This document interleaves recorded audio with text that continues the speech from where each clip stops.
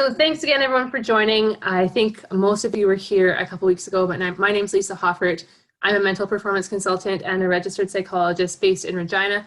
I work with the Sport Medicine and Science Council of Saskatchewan. This is our second session. As you can see, tonight we're going to talk about ideal performance state. And really what we want to do is we want to start figuring out what helps you to play your best.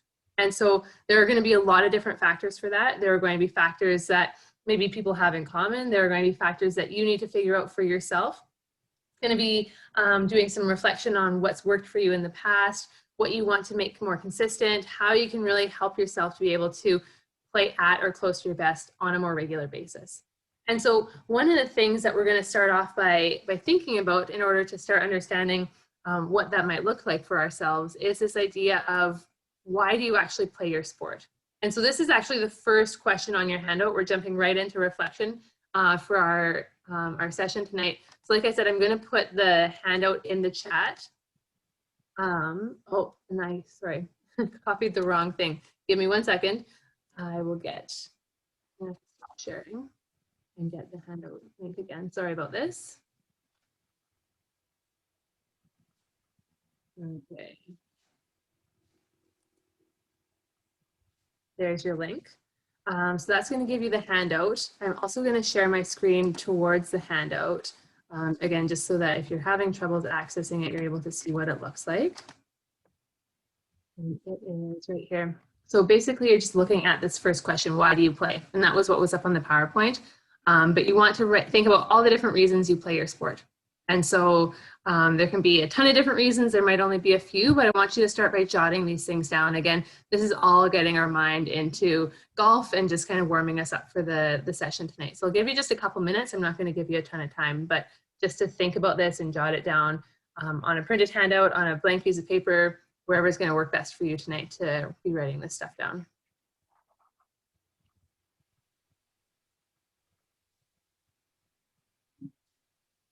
Okay, and so again, this is always a really good question to think about. It's always a really good question to reflect on, to ask yourself. And if you're comfortable, please share in the chat some of the reasons you play your sport. There can be so many different reasons why we do something, and being able to understand this, but also kind of having an understanding of what other people's reasonings are. This all ties into motivation, but it can all help us to just start getting more enjoyment out of it as well. And so if you're wanting to put it to everyone, that's great. If you're wanting to put it directly to me, that works as well. But I invite you to share things in the chat as you feel comfortable.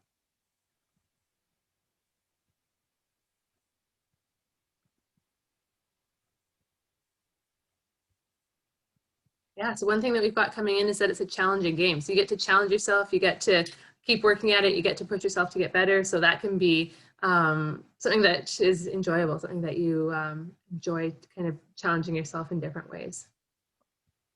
What are some other reasons that people enjoy this? That you're always learning new things, absolutely. So you can probably play this game for your whole life and you're always going to be learning new things about golf, about yourself, about the people you're golfing against. Yeah, that you get to be outdoors. There was one person, I don't know who it was, but had a really nice picture for Zoom. And I'm assuming it was a golf course, but yeah, you get to be outdoors, you get to exercise. What are some other reasons why we might play our sport? Yeah, you get to meet lots of new people. Absolutely. So maybe you're traveling for golf, maybe you're just golfing against different people. Being able to meet new people can be a really fun part of the game. Same thing, or maybe opposite, is that you get to golf with people that you like. So maybe it's your family or your friends, and you get to be social that way. That you like making birdies and pars, yeah, that you're good at it, or you like kind of challenging yourself to be good at something. There's a sense of camaraderie, there's the competition, you get to be competitive with it. Lots of really good things coming in. If you've got other things, please feel free. Yeah, that you're always trying to improve, always pushing yourself to get better. So again, if you've got more things, please feel free to put them in the chat. But this is just thinking about where it comes from for you. And from what we've said, there's so many different reasons why you might participate in a sport. And this comes back to motivation. This is something where you can start thinking, especially when you're feeling maybe less motivated or maybe not feeling quite like yourself, you can be coming back to this question, why do I want to do this? Why do I want to push myself? Why do I want to get better? what is this kind of helping me to do? And so this question is something that I encourage you to think about because it can really help in a number of different ways. When we're looking at our ideal performance state, really this is about kind of getting yourself into optimal zone to be able to play your best. And maybe that's a big part of it for you. Maybe this is something, part of your why is being able to play your best, or you want to be able to get better.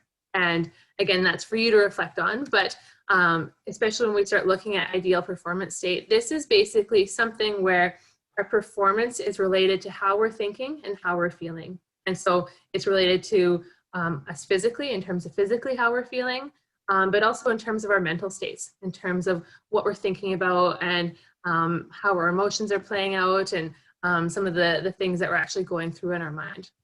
And what we want to do is we want to be able to target this state, target this ideal performance state, to be able to have a good performance on a regular basis. And what we do is we actually start to kind of target how we're feeling physically, go through a bit of a routine to make sure that physically we are where we want to be. We tend to look at a physical warm-up as kind of getting ourselves ready, but also knowing that we can be able to go through a very similar process to get our thoughts, our feelings in that same spot, to be able to have those mental and physical align to really get the most out of ourselves and a performance. And so this idea of an ideal performance state, you might call it a zone, that could be another kind of term for it, is something that exists for every athlete. And I'm guessing that a lot of you have been in it before, and maybe you realized it at the time and maybe you didn't. But what you want to do is you want to start thinking about, what is this zone for me? What is it that helps me to play my best? And so that's something that we're going to be thinking about as we go through the session tonight. And maybe you'll be able to narrow it down to a very kind of specific state. Maybe you'll just start thinking about it generally and you want to go out and play and test it out. And both are fine. It's just about kind of going through this process of figuring out what's going to be best for you. And so what we want to do is we want you to be able to get to this point where you're able to go out and get yourself physically ready, get yourself mentally ready, and still be able to have a good game regardless of the circumstances. So regardless of what comes up. So regardless of if you're in a really big high pressure tournament, or if it's bad weather, or if it's cold, or lots of bugs, or no one's around, kind of regardless of what's happening, you're able to maintain those different pieces that you need to have: the competitive toughness, that resilience, that focus, to be able to stay in this ideal performance state. So those are some of the key things that kind of lay the foundation for this. Another way to think about this is through this diagram on the next slide, is basically that we all have this area of optimum performance, area of ideal performance. And so it's not just kind of like this one peak, it's kind of this zone. And what we want to do is we want to figure out where this zone is. And you can see this looks at our performance. It also looks at stress. So we can look at stress kind of as a bad thing, but we can also look at stress as kind of our levels of activation. So we want to get our bodies physically activated to go out and play. We want to get our minds mentally activated to go out and play. And so what does this look like for you? And so one question that we can ask ourselves in terms of kind of starting to figure this out is, if you think back to some times that you've played really well, some of those really good performances, if you had to rate kind of your focus or your energy, or kind of how activated you were on a scale from 1, which is really low, kind of that low stress, the boredom, to a 10, which is really high stress, high anxiousness, maybe feeling unhappy, where would you be? So kind of how activated do you want yourself to be? And some people say, you know what? I want to be a 3. I want to feel really calm. I want to feel really relaxed. I want to feel just kind of in control. And that's going to be pretty low and slow for me. And another person might say, you know what? I want to be a 7. I want to feel like I'm really sharp. I'm really lasered in. My energy is pretty high. I feel like mentally I'm on, physically I'm on, and then my energy is just kind of rolling, and I'm kind of feeding into that. And some people might be in the middle. There's no right or wrong. It's just figuring out what's best for you. And so that can be something that's, again, we're going to be going through tonight. We'll get you thinking about it, but just sometimes looking at the first slide and explaining it, but then also having this idea or this visual can be another way to start thinking about it. And so for that person where it has a 3, the box would kind of shift over. It'd be on the lower end of this. Person that has the 7, they would shift over to the other side. So again, just kind of figuring out what then is in that area of optimal performance for you. And when we think about that question, this is where I want to start thinking about, and you might see I use the words IPS, that's just ideal performance state here.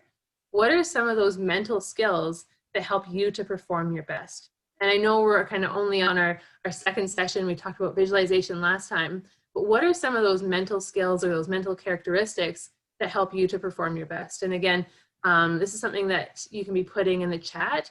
Visualization would be a really good example of one, but what are some maybe other skills that can help you to play your best? And this can be different for everyone, but maybe things that now that you're thinking about it, you're noticing, or maybe things that you have observed other people doing or heard other people talking. Okay, so if you've got some ideas, just feel free to put them into the chat. Perfect, so I've got one coming in directly to me. So thinking positively, so being able to direct those thoughts in a way that really works for you. Absolutely, that could be a mental skill that really helps you to go out and perform your best. We've got another in routine, which again is huge. Having those routines or those patterns, those habits that you're going through to make sure your body's ready and your mind are ready. Absolutely, those can be really important. What are other ideas that maybe come up that help you to play your best? Very decisive, no second guessing. So being able to make a decision and stick with it. So having that confidence that what you're thinking is the way to go. Yeah, getting your breathing under control. So being able to kind of control your breathing, maybe slow your body down, feel like you're tapping into that. Confidence, yeah, so feeling like you've got the confidence, acting like you've got confidence, blocking out distractions, absolutely. So kind of directing your mind towards relevant things. We've got lots of really good pieces that are coming forward. And what I wanted to do is get you brainstorming at first, but then get you thinking about what that is. And so, sorry, I just exited out of the chat. We've got another one. Yeah, positive self-talk, looking at how you're reframing, absolutely. And so these are just a few of the ones that I came up with. I think a lot of them were covered. We've got things like being able to direct your attention or focus. A lot of that can be by focusing in the moment, thinking about what's relevant now, being able to go through some of those different things. Look at problem solving or creative thinking. So being able to go through, we talked about decision making a little bit, but adding in some of that problem solving element as well. Self-talk came up a couple times, being able to manage that, being able to control it or use it in a way that works for you. Energy management, so being able to think about whether you need to be activated or a bit more relaxed. Adaptability, so being able to respond to the different things that are coming up, adapt to those different circumstances. Recognizing and using your emotions, so knowing that our emotions have power and being able to kind of channel that in a way that's going to be best for you. And then just feeling like you've got this consistency. So that was part of the routine that was brought up earlier. So lots of different things. We've got a couple other ones that are coming into the chat. So avoiding bad thoughts by thinking positive, being able to draw in on those past successes. So absolutely, there's lots of different things that really tie into this. And what Rick was saying in terms of the drawing on past successes, that's a big part of what we want to do to start figuring out what it is that works for us. And so that's what we're going to be doing tonight in the next activity, is actually going through and thinking back to some of those best games that you've had, best rounds, tournaments, those times that you were playing really well, and start thinking through, what were you doing? What were you thinking about? And this is where you start to pull out those pieces that you know really work for you or have worked for you in the past. And so I'll give you a minute, but I'll let you go in a minute, but just to kind of walk you through. So maybe beforehand you had a pretty structured routine. Maybe you're going through some visualization, you're kind of had a good warm up, maybe had some time to yourself, but you're also able to engage and talk to people socially. Maybe during you had some really positive self-talk, you felt like you're able to manage those ups and downs, stay pretty steady. You're able to kind of focus on things when you needed to, really narrow yourself down. And so just kind of thinking through what was actually happening for you. What you also want to do, and it's maybe not as much fun, is you're going to actually think about those less than best performances. So a round that just wasn't great. What happened? What were some of the things that were coming up beforehand? Maybe you were rushing to get there. You're running behind, you slept in, you couldn't find your stuff. Things didn't get off to a good start. Maybe during the game, it was bad conditions. Maybe you don't play well in the rain. It was kind of rainy. Maybe you were up against someone that you just didn't feel like you could chat with. You had to kind of go through things on your own. Maybe you had bad shot after bad shot and you couldn't regroup. So just being able to think through those things. And again, the worst performances I know aren't as much fun, but what we want to do, this third question here is actually the really important one, is what's the key differences between your best and worst performances? And so that's where we start to kind of pull out those really important things that work for you. And so I'm going to give you probably about 5 or 6 minutes with this. After this, we're going to take our kind of mid-session break where we're going to do the halftime rules and ask some questions again. I'm going to stop and share my screen just in case you don't have the handout available. But basically, it's just going to be looking at before, during, and after what was happening for your best and worst competition. So I'll give you a couple minutes. So like I said, 5 or 6 minutes, being able to think back in as much detail as you can. You can jot things down, point form, you can write full sentences, whatever's going to work best for you. You can start with best, you can start with worst, you can start from whichever one is going to kind of be easiest for you. But try to get things down in each area. And if you have questions about this, please feel free to unmute yourself or put something in the chat to me or to everyone. And I'm happy to answer questions as well. So like I said, about 5 or 6 minutes with this. Okay, so I'm going to have you just start wrapping up and keeping an eye on the time, recognizing that we've got our halftime break and then more to talk about after that. And again, maybe you've done an activity like this before. If you have, perfect. I think anytime we can do an activity a couple of times, it helps us to really think about the details. Sometimes that best performance is going to be the same each time we think about it. Sometimes it changes because we change and we evolve and we get better too. And maybe we've had a better best performance since then, or worst performance maybe, if that's the case. And so this is where we really want to start thinking about what is in some of these categories or what has worked for us in the past. And so again, looking at what were those things you were doing before and during, what was it that really helped you? And are those things that you want to keep doing? Are those things that you felt were really actually helpful for you and that were contributing to your success? And so those are things that you can really start to think about and really be emphasizing. Sometimes people wonder, like, why is the after the competition part in there? And this is where we actually get to debrief. This is where we get to think about what happened, how that went. You get to do that evaluation. That is actually really important in terms of solidifying what happened, pulling out some of those lessons, being able to kind of basically wrap up that experience for ourselves and then move forward. And so what you're doing after a best performance and a worst performance is actually really helpful too. Like I said, though, the key difference is where you want to start really kind of paying some attention as well. So I'm not going to ask you to share this, but what were some of those key differences between best and worst performances? And some people, when I ask them this, they're saying, you know what, in my best performance, I felt really confident.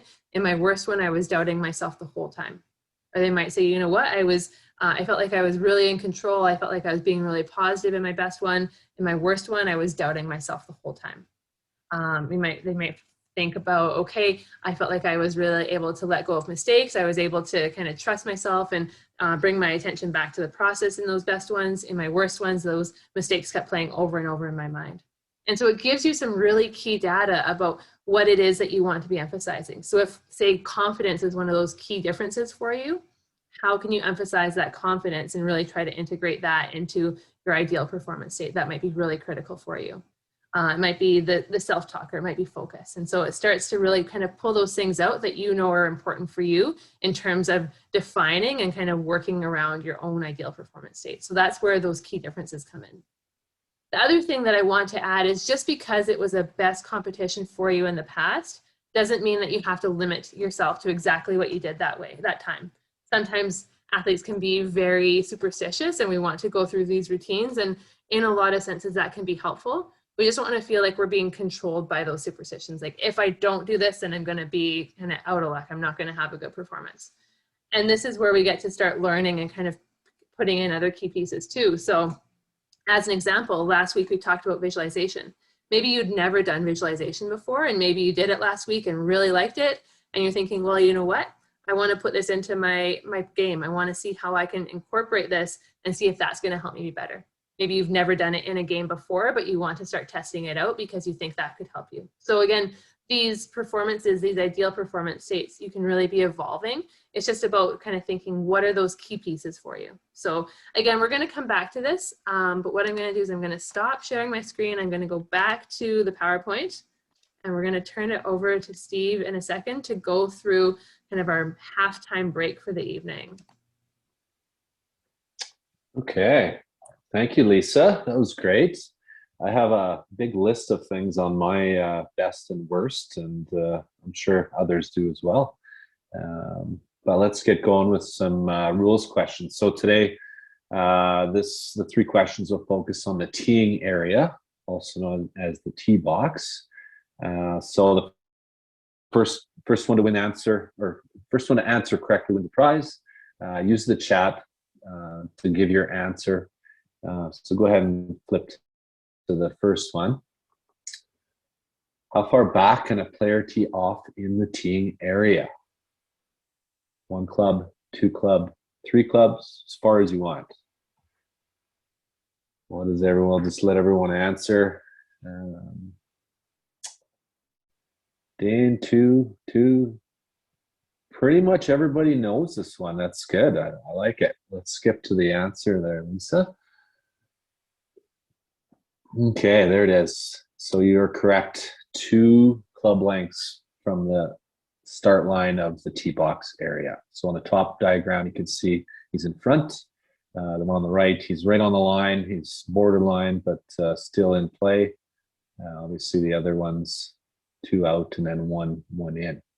There is some rules based on stroke and match play. If you want to go to the next slide, Lisa, we can discuss that on the teeing area. So if a player who is starting the hole plays a ball from outside the teeing area from the wrong set of tee markers in stroke play, there's a thing called the general penalty, so 2 strokes. If the player is playing from outside the tee box. So with that, if the player continues to play down the hole, those strokes don't count at all. He or she gets to the green, holds out. If the player doesn't change that by the next tee, tees off on the next tee, that person's actually going to be disqualified for teeing off in an incorrect teeing area, unfortunately. Stroke play is a little harsh. Skip to the next one there, Lisa. With match play, let's say Jackson, you're playing against Alex. You're at Waskesiu for the junior lob stick. You notice that Alex is teeing off in front of the tee marker, but you don't say anything. So he hits it down the middle. The opponent actually has the option of canceling that stroke. Say that you got to do that right away. And if you don't cancel it, then it's the ball's in place. So it's kind of a weird one. Even though he was in front of the tee box, that ball is in play. So the opponent has to declare that to cancel that stroke right away. So there's a little bit difference there between stroke play and match play. So, okay, so that's question number 1. Let's move on to number 2. Can a player use anything for a tee in the teeing area? Golf tee, an old boot, the ground, pop can. John Daly hits some balls off a beer can. What do you guys think? What's the answer there? Can you use anything? The ground? No boots, no pop cans? Okay, go ahead and switch to the next one.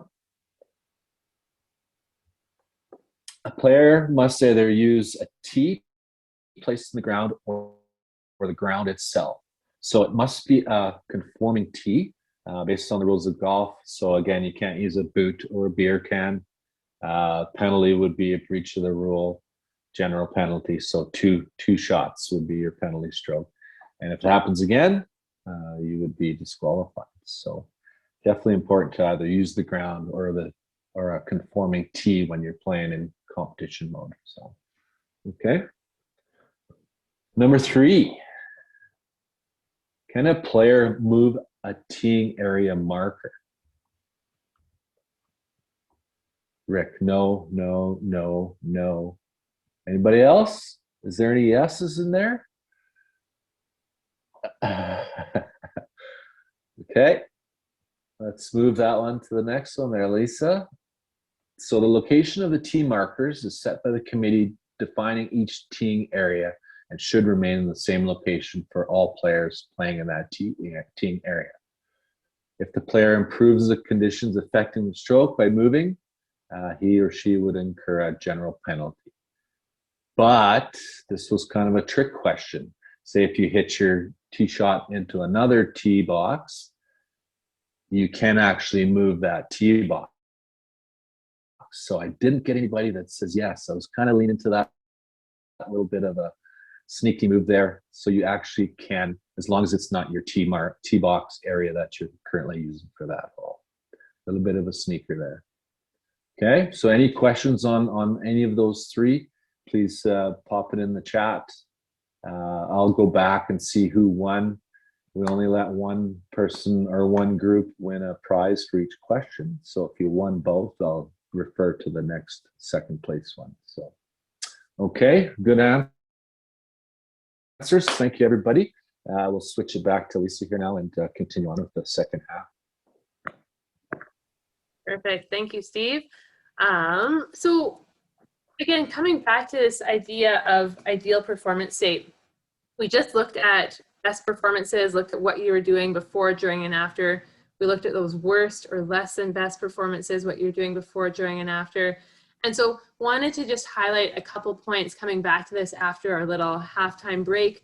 One of the things that I think is really important is this idea of routines. And that was one of the pieces that a lot of people had suggested when we talked about mental skills and ideal performance state, is that a routine is one of the things that can help you to achieve your ideal performance state. So knowing what you want to do before a round, how you're getting yourself physically ready, mentally ready, trying to tie in some of those key things that really work for you, but also knowing what you're doing during the round. So what you're doing pre-shot, what you're doing maybe as you're walking up. So just being able to think about those different times, those different key moments, and being able to really hone in on those routines. And so being able to target this in a way that you're doing it for a purpose. So you're doing it in a way that's going to help you to perform your best, and doing it because you think it's something that works for you, or you know it's something that works for you. And so this is where practice comes into play. You get to kind of try these things out, see what works for you. Do I like doing visualization right before I take my shot? Do I want to do visualization maybe before the round starts? What kinds of thoughts do I want to tell myself? Do I want it to be really motivational, kind of encouraging myself? Do I want it to be more instructional? So giving myself some feedback about technique, for example. And so this is where we really want to have those idea of routines and being able to think not only about those physical things, but those mental things too. And I want to spend a bit of time talking about number 3, that you can still have a great performance even if you don't feel like you're exactly in your ideal performance state. And sometimes what athletes think is they think, okay, well, I have to wake up and I have to feel the most confident I've ever felt. And then I have to have all these positive thoughts, and if a negative thought comes in, like, that's not great. And then I have to be totally focused, and they have these really high standards or really high expectations based on maybe this one great game that they had.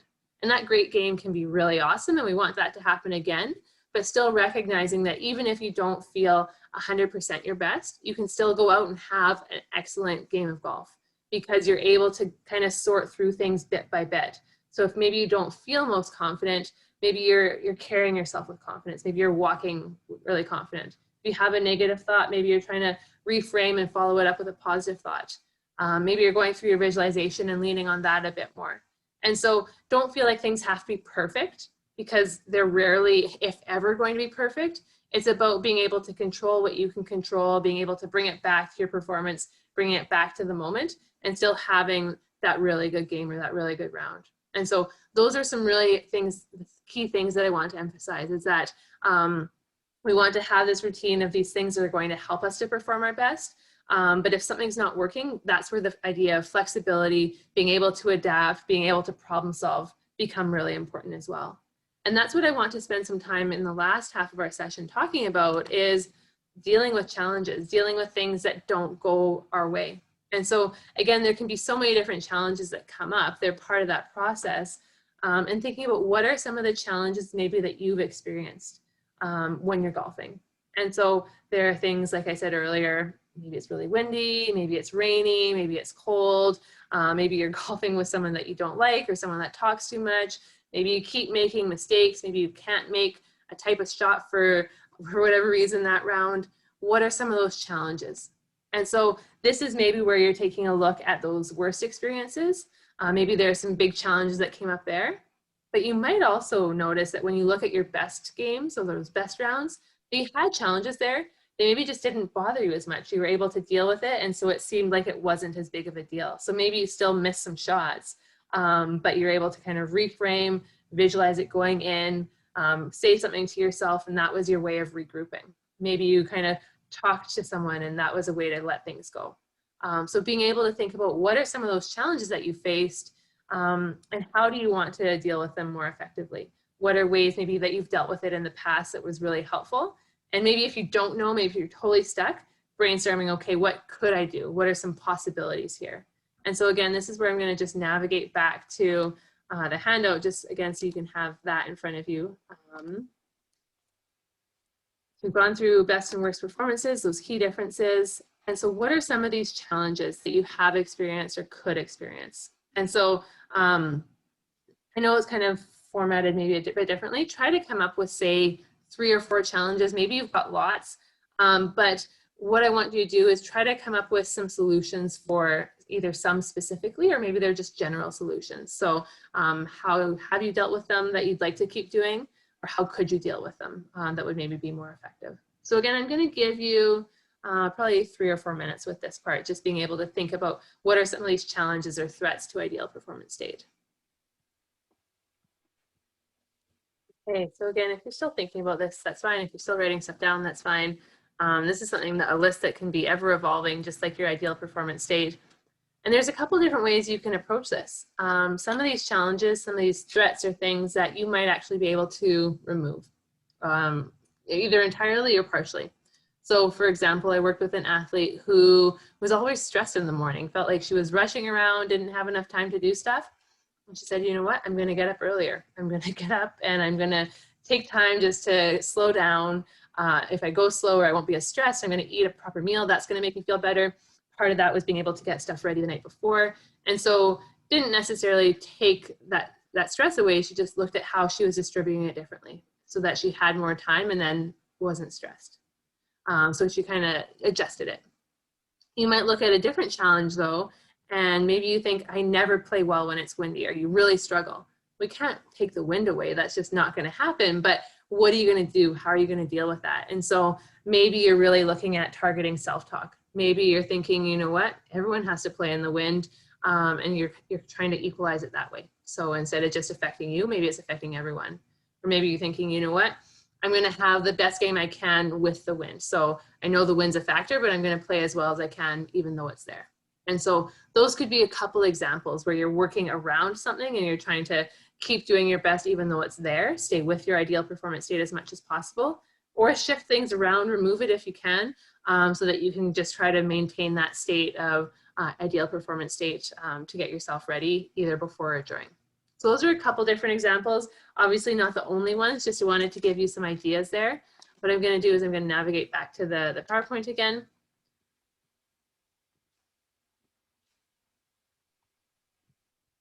And so again, just being able to think about these, like I said, with your best performances, maybe they're easier to deal with. With your worst performances, they might stand out a lot more. One of the things that often stands out that athletes often talk about is that they struggle to deal with their mistakes. And this is one of the challenges that they find they have to deal with over and over and over. And sometimes we can respond to mistakes really well. We feel like we're able to work through it. Sometimes we just feel like we get stuck on them and then they start piling up and we make mistake after mistake. And so we know that all athletes make mistakes. We know that all humans make mistakes. We know we're going to continue making mistakes, but sometimes it's still, we forget about that. And we just get caught up in it. But the key thing here is that the athlete or the team that deals with the mistakes the quickest tends to be the most successful. And so what I wanted to do is I wanted just to wrap up this presentation giving you some different ways to start working through your mistakes. And there's a number of different ideas. These are all things that you can maybe be doing as part of your ideal performance state. Maybe you've tried them before, maybe you haven't, but just being able to think through what is it that might work for me. And these are pieces that you can be adapting as you think is going to be best for you. First one, reminding yourself that you can no longer control a mistake. It's happened, it's done. A lot of times our brain wants to keep holding on to it by thinking about it and thinking about it. Sometimes by consciously thinking it's done, it's in the past, that's enough to kind of jolt our brain and jolt our thoughts and go, oh yeah, it is done. And that can make it easier to let go. So sometimes that it's done, we can't control it anymore. Sometimes that's just a really helpful check-in. Sometimes we want something that's maybe a bit more concrete. So thinking about what's my next step? What's that next shot that I need to make? Where is my ball? Being able to start thinking about that next spot, that could be a part of it. And part of that next step too could be doing some mental imagery or some visualization. And so being able to actually see yourself making that shot, maybe you're seeing yourself correcting the shot that you just kind of made the mistake on. Maybe it's just even seeing yourself calming down. So imagining yourself feeling calm, collected, confident. Again, we talked about imagery last time. You can use it in so many different ways. And so that could be something that you're doing as a way to regroup after making a mistake. I talked briefly about motivational self-talk and instructional self-talk. Wanted to just kind of detail it and maybe more specifically. Motivational self-talk is basically just stuff that helps you to feel encouraged. You're kind of pumping yourself up. It's like, I got this, I can do it. Those kinds of things that encourage you. The instructional self-talk is coming back to basically what you want to do, how you want to do it. So being able to kind of talk through those steps, or give yourselves corrections in terms of kind of correcting your swing, correcting your form, correcting your technique. So some people like one more than the other. Some people like both, but just kind of choose different times to use them. Self-talk can be really powerful in terms of getting your mind back on track. You can think about what you want to do differently next time. So you just made a mistake and then you're thinking, okay, how can I correct that? What would I want to do? What would I want to change? And sometimes people really like that because they're problem solving it. They're able to kind of think through what went wrong, and that can kind of create some closure. Then they're able to move past it. So that can be another strategy. Golf can be a very social game. Having some social interaction, whether it's just kind of some small talk, some little comments, those things, interactions with other people, can sometimes be enough just to get our minds off of ourselves, off of what we just did, and kind of externalize a bit more. So that could be something. Maybe the person you're golfing with just isn't wanting to talk. Another way to externalize instead of actually talking to someone could just be kind of taking in the golf course. And so being able to get out of your body, get out of your mind, just by directing your attention to the trees or to the view or to someone on the hole beside you. So just being able to kind of get out of your head. It could be reviewing your goals. So reviewing your goals for the game, reviewing your goals for the hole. But it could also be coming back to that idea that we started off with. Why do I golf? What are some of the reasons that I want to be here right now? And so that could be another way just to reset and get back to some of that fun and enjoyment and the challenge that maybe you want to get out of it. Last one here, remember that you can still have a good performance. So you don't have to let one mistake define you, that you are able to regroup after that, that you can still continue to have a good game after one mistake. And so again, it's 8 different ideas, not to say they're the only ones, but maybe there are some things in there that you think would be helpful for you. Maybe there are things in there that you've already tried and you really like. Maybe there are things that you want to test out. And so again, there's no right or wrong answers. It's just trying to think about what might be best for you, depending on where you're at and depending on some of the other things that you're already doing for your ideal performance state as part of your routine. And so this last slide, as we're just starting to wrap up for the evening, is looking at this idea of why will you be successful? And so we started off with this question of why do you play your sport? Why do you golf? And starting to think about that. But this idea of why will you be successful? This is where you get to come back to this question. This is where you really get to use your skills to drive your performance, where you can think about the physical things that you're able to do, but also some of those mental skills. So I'm going to be successful because I know that I can control myself, that I want to be able to incorporate my visualization, that I'm going to take my breathing to calm myself down, use those nice, slow, deep breaths. So being able to come back to those things that you know work for you. And if we have that ideal performance state, if we've kind of figured out what works for us, again, being able to really emphasize that, those are all parts of the process. So it can be another really important thing just to be thinking about. And not only the physical, the mental, but also kind of the bigger picture things, that your family supports you, or that you've been focusing on sleep, or that you've been focusing on nutrition. Like all those big pieces can be really important in terms of helping you to be successful. So just moving into the summary for the evening, this idea of a mental performance state is a really important piece in terms of being able to perform successfully. So knowing those things that you want to be doing before your competition, but also during, that help you to get your body and your mind into that right state to actually go out and have that best performance. And so what you want to do is you want to spend that time really figuring out what it is that works for you, knowing what skills you want to be using, knowing how you're actually going through that day or through that round, so that you know what works best for you. Someone else might be doing something totally different. That's okay. It's about being able to come back to what works for you. And we know that even though we kind of plan for this ideal performance state, we have this kind of a plan of how we want things to go. It rarely unfolds that way, but that mistakes and challenges are part of that process. And it's being able to respond to those quickly, responding to them in a way that you help you just feel like you're still staying positive, in control, and being able to continue to play your game in a way that's going to be best for you. And so again, having those why questions coming in is part of this too. So why you play, using that to inform your ideal performance state, and then why you can be successful. So all those things that you can do and that you will do as a way to really make sure that you're kind of moving yourself forward in a very kind of confident and purposeful way. So again, this is something that I'd really encourage you to test out. Maybe you've got a starting point based on what has worked for you in the past. Maybe that's what you want to formulate this around. But see what works for you. If you're practicing your swing indoors right now, or once you get out on the golf course, just see, okay, do I want to incorporate my visualization at this point? What kind of self-talk do I like? Play around with it. That's the best way to kind of test things out. And so we've got a few minutes. I'm happy to answer questions if there are any. Please feel free to unmute yourself and ask questions out loud, or please feel free to put questions in the chat if you'd rather do it that way. I have one, Lisa.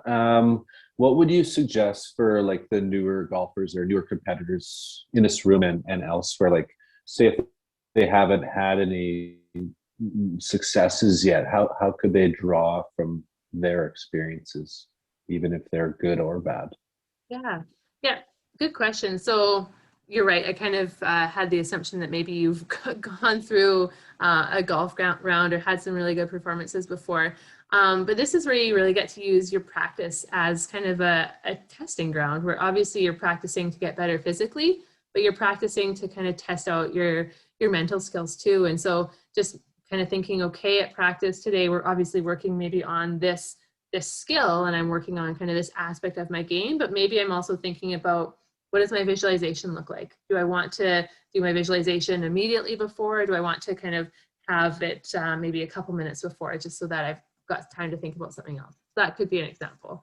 Or maybe you're testing out your energy. So I'm going to come in, I'm going to try to be really calm, really relaxed, focus on slowing down my breathing today, and you're taking that approach. Maybe another day you're trying to be a bit more excited, have your energy a bit higher. So testing things out, practice is the best way to do that if you don't have those past performances to kind of play off of. And see what you like. See how that feels for you. See if it's something that feels like a good fit, something that helps you to perform. And if it doesn't, then make some kind of changes to it as well. So I always say the more we can incorporate mental skills into training, the better. And that can be a really good way to test out those things, like I said, visualization, self-talk, focus, energy levels, all those different pieces. I got a quick question for you. Yeah. Sorry, so I guess this is kind of like my defense mechanism. Sometimes by all means, I don't play at like a super high level or anything, but whether it's a club championship or like a local match play or whatever, sometimes my mind goes to sort of, oh, this putt, even if I miss it, it's not a big deal, They could kind of go through the apathy kind of moment, and I wonder like if there are any ways to kind of combat that, because I'm not always happy with when I kind of have those thoughts. Yeah, good question. And I think you're right, like recognizing that it is a defense mechanism. If I think it's not that big a deal to me, then I'm going to be less upset when I miss it. It's kind of the way you're justifying it to yourself. I always say it's not kind of that first thought that matters, it's how we follow up with it. And so maybe you're thinking, you know what, actually, I do actually want to make this. And so I'm going to visualize myself making it. I'm going to maybe slow my breathing down as a way to kind of calm my body down and make myself feel more relaxed. That's going to maybe help me to set myself up to make this shot better. And so again, it's not necessarily just that immediate thought, recognizing that you still want to do well, and maybe that's part of your why, but also those steps that you're taking afterwards. And so yeah, basically the how you're going to do it. So this is how I'm going to make that shot. This is how I need to set myself up mentally and physically. So just some initial ideas, but yeah, those would be maybe some things to test out.